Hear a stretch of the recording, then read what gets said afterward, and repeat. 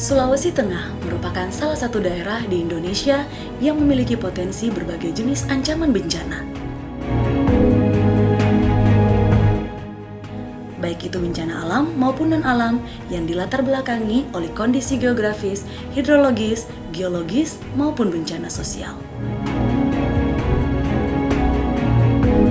Melihat kondisi ini, melalui Peraturan Daerah Provinsi Sulawesi Tengah Nomor 3 Tahun 2009, seiring dengan Undang-Undang Negara Republik Indonesia Nomor 24 Tahun 2007, di mana setiap daerah harus memiliki perencanaan dalam upaya penanggulangan bencana.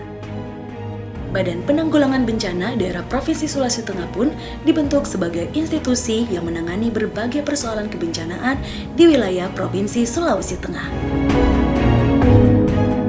Terwujudnya penanggulangan bencana secara terencana, terpadu, dan menyeluruh merupakan visi yang diemban BPBD Provinsi Sulawesi Tengah.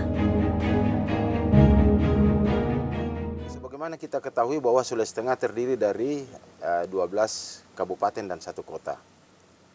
Sulawesi Tengah merupakan suatu wilayah yang memiliki potensi ancaman bencana yang sangat tinggi.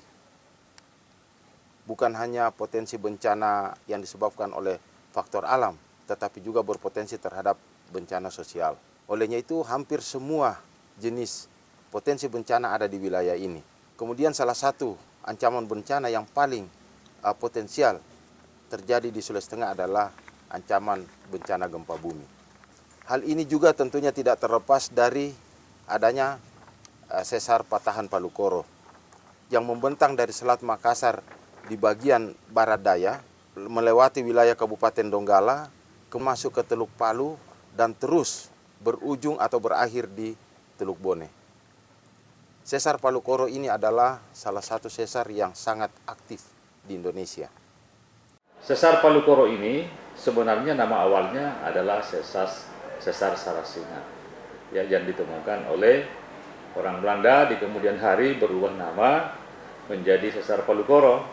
Mungkin karena jalur sesar ini melewati Lembah Palu dan Lembah Koro. Sesar ini aktif, bahkan terbilang sangat aktif, dan sudah berulang kali menimbulkan bencana alam. Kalau getaran ya hampirlah setiap hari terjadi. Tapi getaran dari aktivitas sesar Palu Koro yang menimbulkan gempa, yang menimbulkan bencana, itu juga sudah beberapa kali. Yang tercatat dalam sejarah adalah gempa pada tanggal 1 Desember 1927, dan gempa ini pusatnya di dasar Teluk Palu sehingga menimbulkan tsunami di sekitar Teluk Palu setinggi 15 meter. Kemudian yang kedua adalah gempa Teluk Palu juga yang agak ke utara, mungkin melewati mulut Teluk Palu, dan disebut gempa Donggala yang terjadi pada tanggal 20 Mei 1938 dengan kekuatan gempa 7,6 skala Richter. Nah, gempa ini juga menimbulkan tsunami di Teluk Palu dengan tinggi gelombang tsunami 4 meter. Nah, gempa ini sangat dahsyat karena merubah morfologi pantai beberapa wilayah di sekitar Teluk Palu, mulai dari Talise sampai Mamboro, bahkan mungkin sampai di Tawaili. Oleh karena itu, pantai di Teluk Palu, baik yang di bagian barat maupun di bagian timur, ada beberapa bagian yang patah. Nah, gempa 20 Mei 1938 ini menenggelamkan sebagian wilayah pantai Teluk Palu, termasuk pantai Mamboro. Nah, kemudian aktivitas Palu Koro lagi, sesar Palu Koro, juga menimbulkan gempa 6,5 skala Richter yang berpusat di dasar laut Teluk Tambu. Ya, gempa ini memicu tsunami dengan tinggi gelombang sampai 10 meter dan menjadikan sebuah desa menjadi dasar laut sekarang. Desa Kambayang pusatnya sudah jadi dasar laut sekarang. Nah, gempa Tambu ini juga merubah morfologi wilayah leher Pulau Sulawesi, karena bagian utara Desa Tambu itu turun 4 meter. Yang tadinya rata, ada selisih 4 meter dengan Tambu bagian selatan. Nah, juga terbentuk sesar yang sudah permanen sekarang, yang namanya sesar Tambu Kasimbar.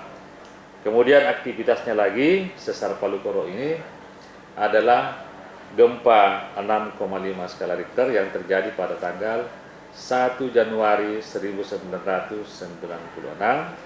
yang kita sebut gempa Tonggolo Bibi dan menimbulkan tsunami sekitar 4 meter. Jadi sesar Palu Koro ini karena dimensi dan aktivitasnya yang besar dan aktif. Nah, tapi ini bukan merupakan penghambat bagi kita untuk maju. Yang kita perlukan sekarang adalah menambah pengetahuan supaya kita bisa menyikapi dengan baik keberadaan sesar Palu Koro yang kiranya kejadiannya itu justru memicu kita untuk belajar, memicu kita untuk mengetahui wilayah ini dengan baik, sehingga aktivitasnya kalaupun dia menimbulkan gempa, maka korban yang terjadi adalah sangat minimal.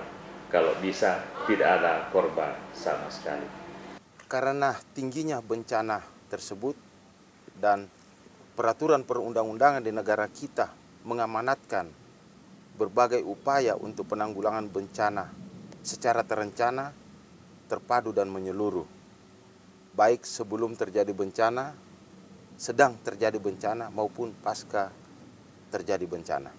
Olehnya itu maka pemerintah daerah Provinsi Sulawesi Tengah membentuk Badan Penanggulangan Bencana Daerah Sulawesi Tengah sebagai badan atau instansi yang mengurusi berbagai soal kebencanaan di wilayah Provinsi Sulawesi Tengah.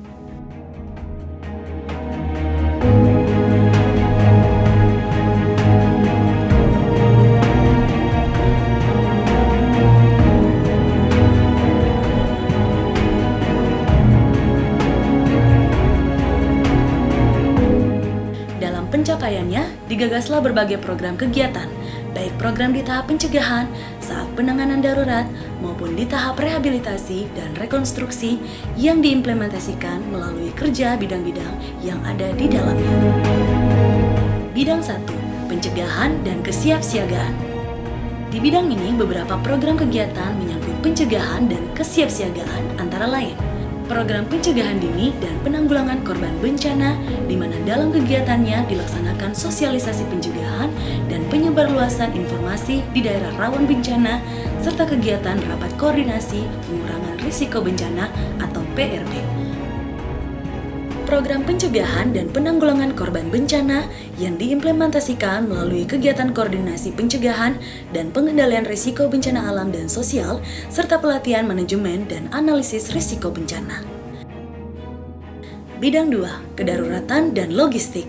Berbagai program untuk mendukung tugas dan fungsi di bidang 2 ini digagas berbagai program seperti program mobilisasi korban bencana yang diimplementasikan melalui kegiatan penyiapan peralatan dasar penanganan bencana serta penanganan tanggap darurat yang cepat dan tepat. Program penyiapan logistik, di mana dalam kegiatannya dilaksanakan kegiatan penanganan kebutuhan dasar dan kebutuhan barang kedaruratan bencana.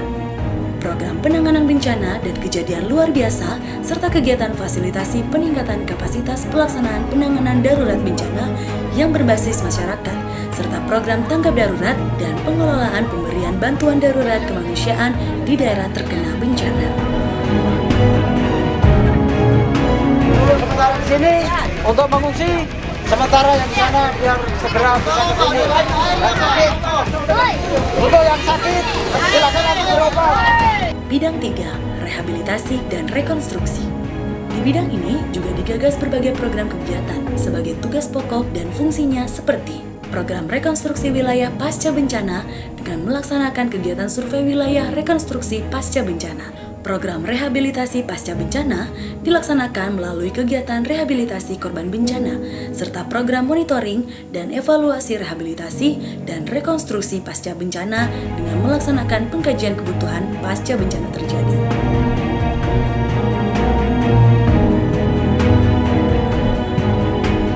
Berbagai program kegiatan guna mengatasi berbagai persoalan kebencanaan yang dilaksanakan oleh BPBD Provinsi Sulawesi Tengah ini tentunya harus mendapatkan dukungan dari semua pihak demi terwujudnya penanggulangan bencana secara terencana, terpadu, dan menyeluruh sebagai visi Badan Penanggulangan Bencana Daerah Provinsi Sulawesi Tengah.